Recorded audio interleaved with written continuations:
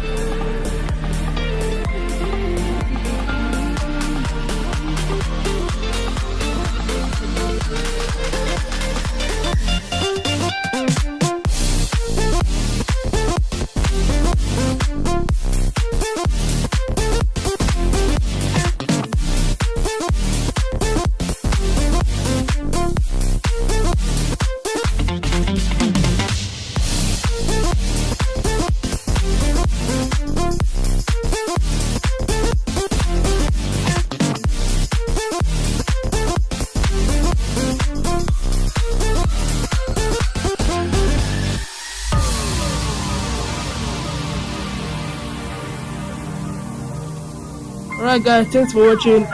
Please give the video a very big thumbs up and subscribe to my channel, turn on post notifications, and if possibly share this video to those who don't know this information. Alright, catch you guys in the next one.